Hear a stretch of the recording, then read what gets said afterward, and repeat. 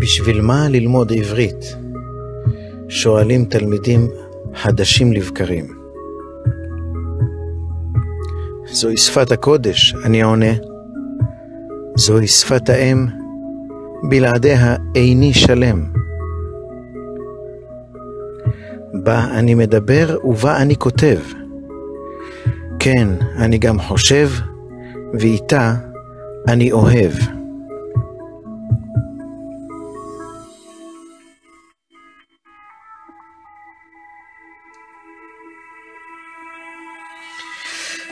זו תעודת הזהות שלי. היא הקשר עם אבותיי. אותה אני אעביר לילדיי. היא שמרה עלינו כעם בכל עת ובכל זמן. היא שפת המקורות, התנ"ך והמשניות. בלעדיה אין לי זהות.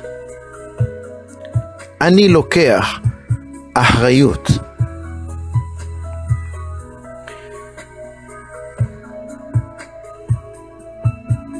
לכן אלמד ואשקיע בעזרת האל, למעני ולמען כל ישראל.